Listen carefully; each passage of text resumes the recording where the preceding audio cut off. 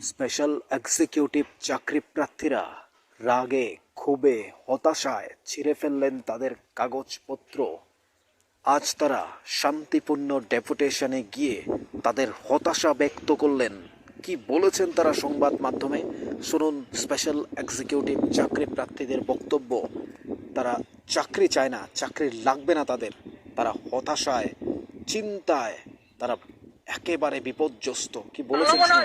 আমরা স্থাপন থেকে কিছু পেতাম নেই যে সবাই সামনে সিরা ফেলাতেছে সবকিছু আমরা লাগতো না চাকরি যথা সময় সব সময়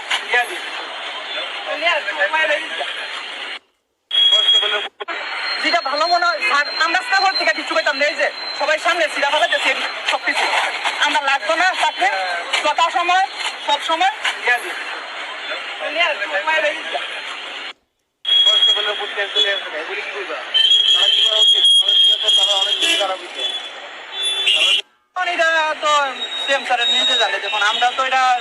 আমরা এটা কিছু বোঝাতাম না যে রাজনীতি করতেছে না, এটা কি করতেছে স্যার বলতেছে ট্রান্সপারেন্সির মাধ্যমে দিব। তো ট্রান্সপারেন্সির মাধ্যমে দিব, কিন্তু আমরা 2022 যে আসতো চাকরি প্রসেসের মধ্যে সব শেষ। যেখানে আমরা এখানে আইসি এখন 17 উপর থেকে অর্ডার আছে, নিশ্চয়ই অর্ডার আছে, কিন্তু আমরা ডেপুটেশন বন্ধ দিতে পারতেছি না।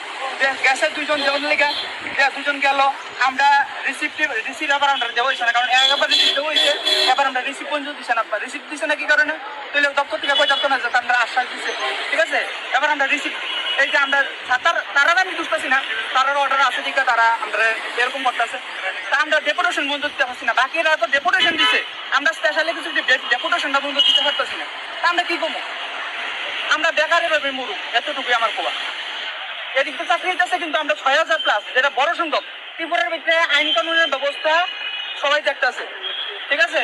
আর এদিক দিয়ে আমরা ডেপুটেশনের লিগে আমরা কিন্তু হইতে করছি না। স্যারে কইছে এখানে 2 জন পাঠানোর কথা, আমরা 2 জন পাঠাইছি, যেভাবে কইছে ওইভাবে পাঠাইছি, কিন্তু দেখা যাচ্ছে যে আমরা আইসি করতে গিয়ে আমরা কিন্তু প্রেশার গেট হইতেছে একটা, ঠিক আছে। তা আমরা এটা কিছু কইতাম না।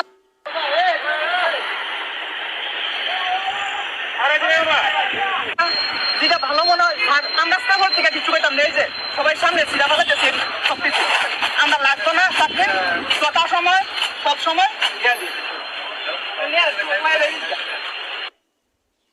এতটাই রাগ, এতটাই ক্ষোভ, তারা হতাশায় বিপর্যস্ত একেবারেই। স্পেশাল এক্সিকিউটিভ চাকরি প্রার্থীদের আজ ছিল তাদের শান্তিপূর্ণ ডেপুটেশন পুলিশ হেডকোয়ার্টারের সামনে। তাদের 2 জনকে দেখা করার কথা দেখা করেছেন, কিন্তু তারা সন্তুষ্ট হতে পারেননি।